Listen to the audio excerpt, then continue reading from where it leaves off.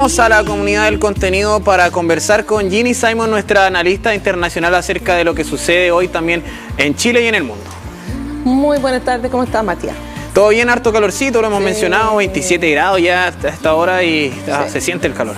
Sí, bueno, en otro momento hay que conversar sobre cambio climático, ¿cierto? De cómo se va transformando, pero sí, como un calor no típico para nuestra zona. Claro, pero ahora vamos a hablar de un país que vive estas temperaturas caribeñas quizás durante todo el año, porque este 1 de enero asumió Lula da Silva como presidente de Brasil en medio de todo esto que sucedió con Pelé, pero también con un cambio de mando que tuvo a Jair Bolsonaro fuera del país. Sí, un poquito chocante, yo diría, para los chilenos y chilenas, como tan acostumbrados que es el presidente saliente, claro, que entrega, ¿cierto?, la banda al presidente que va entrando, pero la guerra entre Bolsonaro y Lula fue una campaña muy polarizante, muy dura. Y Bolsonaro tiene un estilo mucho más parecido a Trump, quien tampoco asistió, ¿cierto?, a cambio de mando con Joe Biden. Así es, entonces 580 días estuvo en cárcel Lula da Silva, producto de esta condena política. Finalmente asume como presidente, y dentro de su proceso también de campaña y previo a la campaña, cuando se estaba conformando, tuvo que reunirse con ex aliados, tuvo que armar nueva alianza también. ¿Cómo ha sido este proceso del camino de Lula da Silva nuevamente a encabezar el país vecino Brasil? Sí, yo creo que hay que entender como el fenómeno de Lula. Especialmente a nivel internacional está bien querido, ¿cierto? Es una persona muy simpática, muy carismática, y también tuvo un rol muy importante dentro del Partido Trabajador, que es el partido que apoya, y de cierta manera en ese tercer periodo él tiene que como resucitar, porque como bien dice, ¿cierto?, casi 2 años dentro de la cárcel, y fue por el tema de corrupción, ¿cierto?, un juicio complejo, y que ayudó a polarizar aún más el país en Brasil. Y también dentro de la academia, como un poquito como Chávez en Venezuela, hay gente que lo aman o lo odian, y ese fue también en Brasil con Lula. Y Bolsonaro es muy parecido, ¿cierto?, a Trump, como eso tiene un cierto carisma, es mucho más hacia la derecha, claramente, y generó, ¿cierto?, esa polarización. De todas maneras, Lula, que tiene como más o menos la misma edad de Joe Biden, es mucho más carismático que Joe Biden, y va motivando, pero va a enfrentar una situación bastante compleja, porque no tiene control de Congreso, como eso, todo lo que quiere hacer va a depender de superar eso, y también es un país muy polarizado, una economía que ha estado estancada por más de 7, 8 años, que va saliendo. Y en ese sentido, Brasil es muy importante para Chile. Brasil es el país o la economía más importante dentro de América Latina. Eso va marcando pauta en América Latina también, y es nuestra puerta, de cierta manera, hacia el Atlántico y hacia África, como dijo justamente el presidente Boric, que estuvo en el cambio de mando. Así es, una comitiva también encabezada por el presidente Gabriel Boric, y se puede también conversar un poquito acerca de incluso esto mismo que está ocurriendo también en Chile, y es el cambio de políticas públicas. Asume Lula da Silva, que viene obviamente de la oposición de Jair Bolsonaro, y es un hecho histórico también, porque nunca antes había ocurrido que un presidente perdiera una reelección. También, ¿cómo se va a ver esto afectado en la sociedad brasileña? Bueno, depende de qué lado está, ¿cierto? Como eso para las personas que sufrieron, ¿cierto? Y eso se veía en mucho de la cobertura mediática sobre las elecciones. Para las personas que estaban votando Lula, como estaba votando la democracia, de verdad, para mí fue muy parecido a Estados Unidos. Y para la gente que votaron Bolsonaro, un tema de seguridad, que llega de nuevo el tema de la corrupción, que se va a estancar la economía. Hay que ver dónde va, pero para Chile es mucho mejor un Brasil que es como más centro-izquierda, porque en verdad, a pesar que se dicen que son todos izquierdistas, de cierta manera Lula Partido Trabajador ha mantenido una posición bastante centrista, muy socialdemócrata, adentro de América Latina, buscando enfrentar temas de pobreza, ¿cierto? Y claramente ese fue en su discurso, habló del tema. Y ese es donde destaco también como la carisma de Lula, porque, ¿cierto? Llora cuando habla de la gente, la familia pobre que no tiene para comer, de cierta manera, como no puede sufrir así. Y eso tiene que ver también con sus raíces que son bastante humildes, ¿cierto? Él lo que es, no es de la élite, ¿cierto?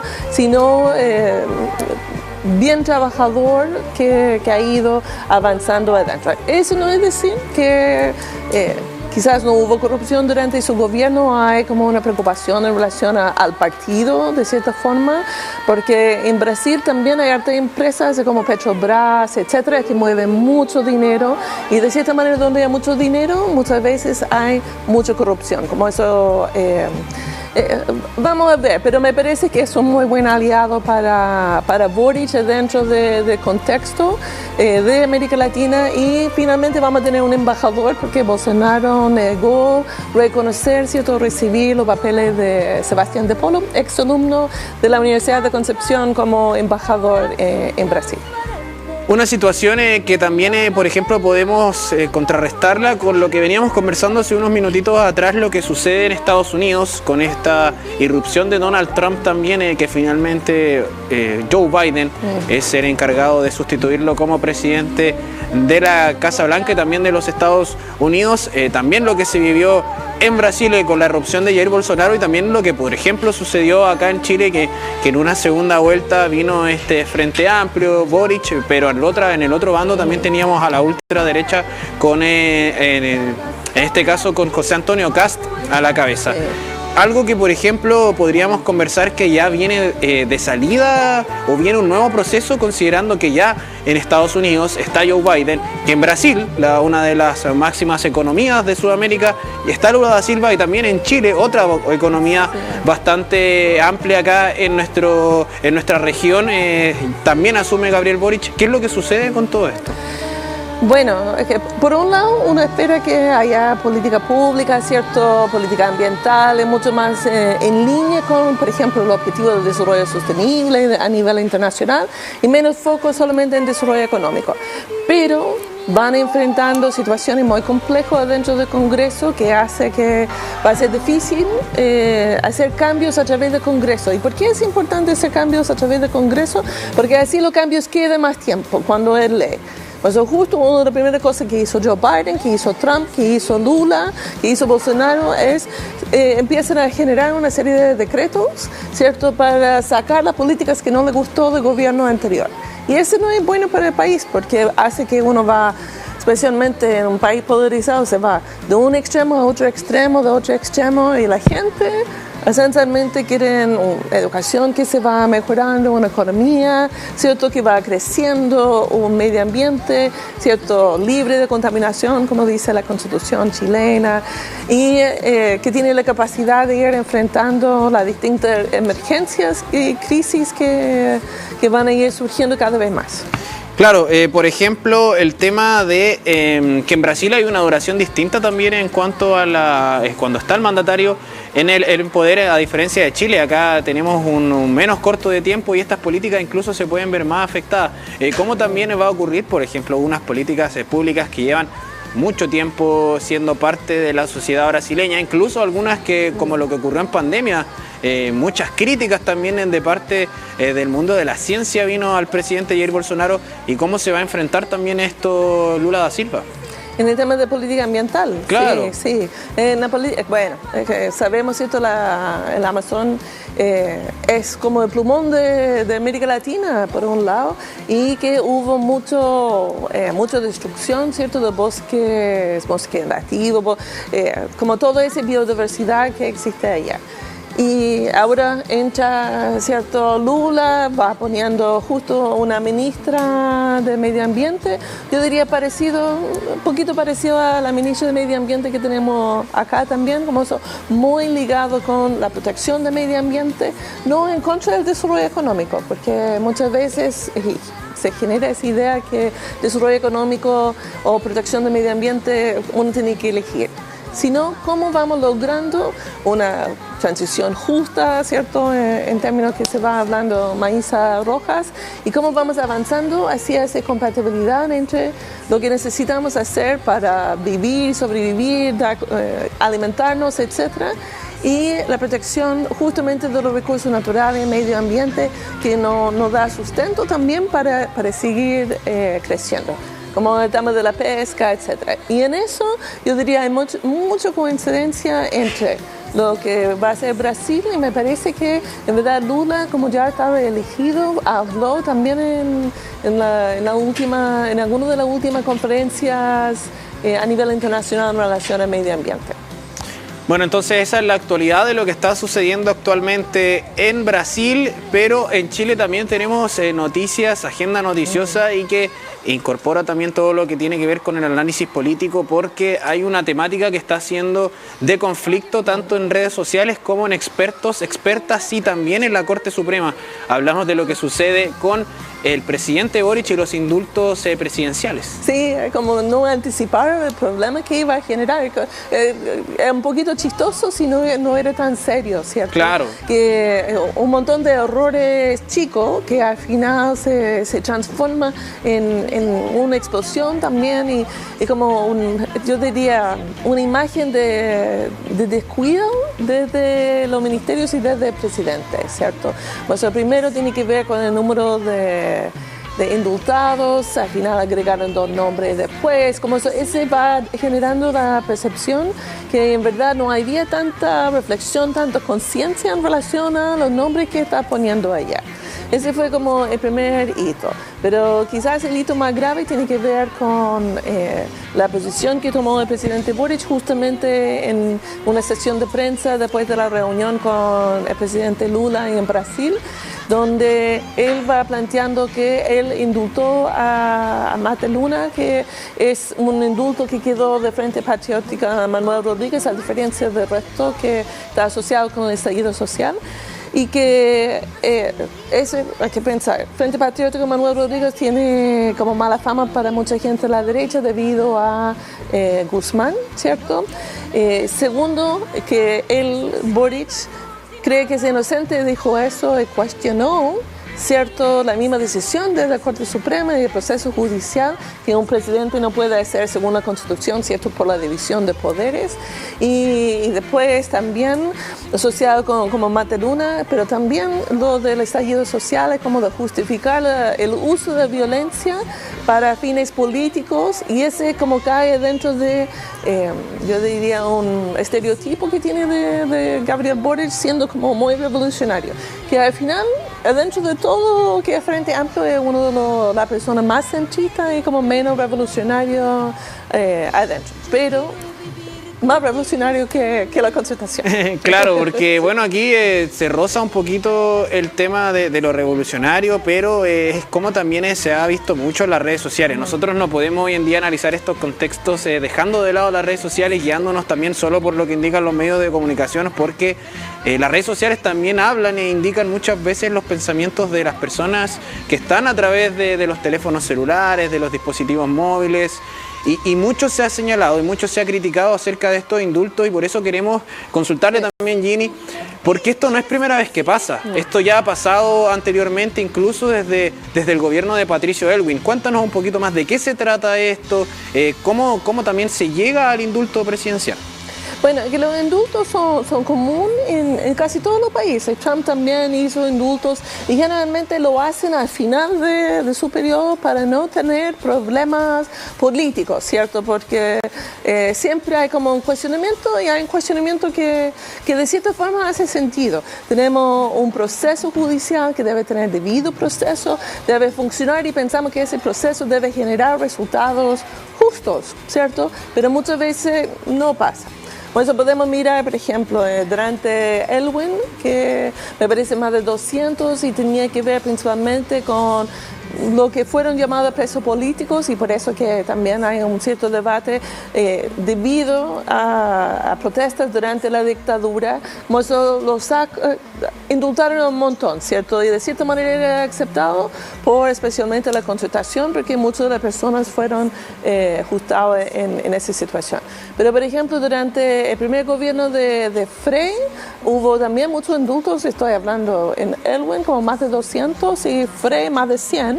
Y que me llamaba la atención cuando estaba leyendo muchos que eran por manejar bajo la influencia.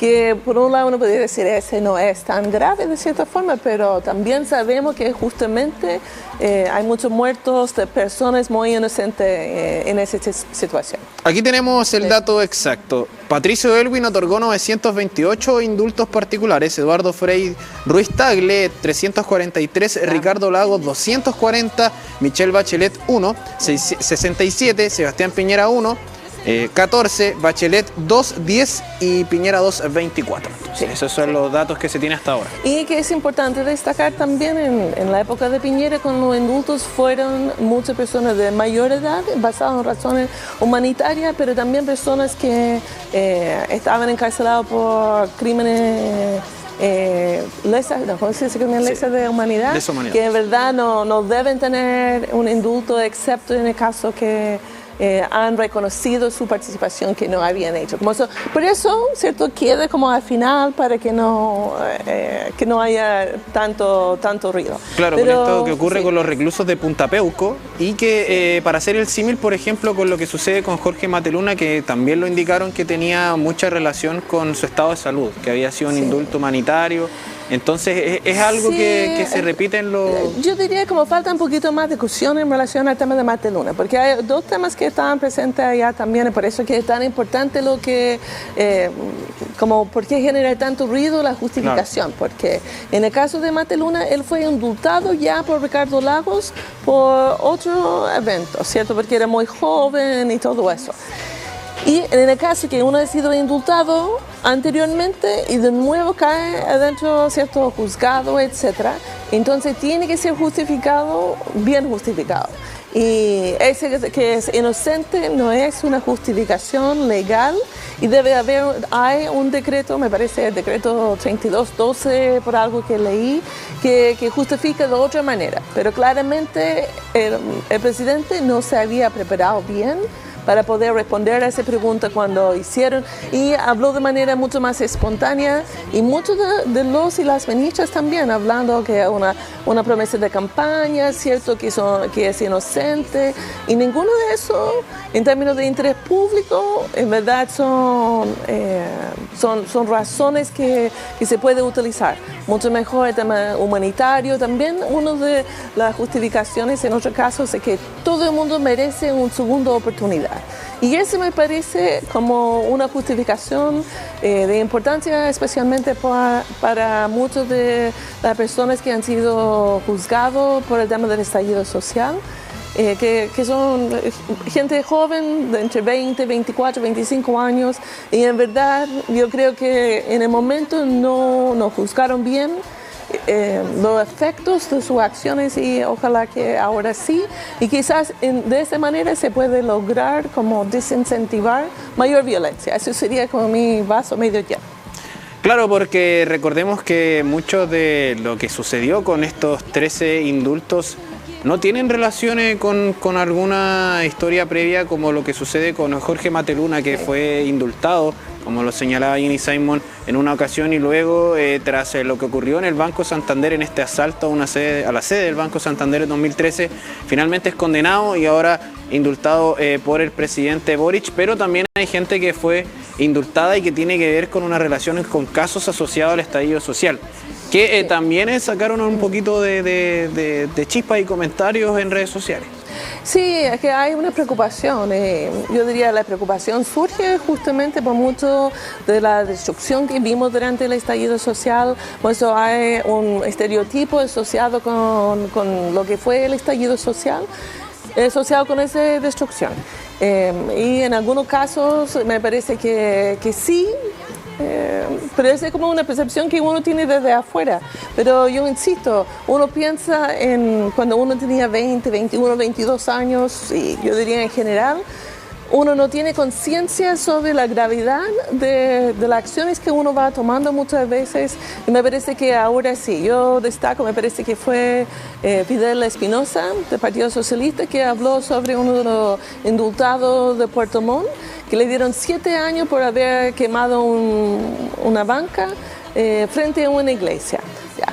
Puede ser que se podía transformar en algo grave hacia el futuro, que si sigue quemando cosas, pero quizás ahora es el momento de tener cierta empatía y de darle una segunda oportunidad. Claro que es parte también de la legalidad acá cuando uno no tiene registro previo, también sí existe esta opción que es lo que señaló el presidente Boric también, que en ocasiones no se le dieron. Ahora también hay otros indultados que ya tenían algunos registros previos y también por ahí ha ido un poco la polémica. Lo cierto es que nosotros vamos a seguir al tanto de lo que sucede con esta información, porque ayer se reunió la Corte Suprema. Es un tema que va a seguir dando discusión al menos en las siguientes semanas. Ginny Simon, como siempre, un gusto poder conversar con usted esta tarde. Igualmente.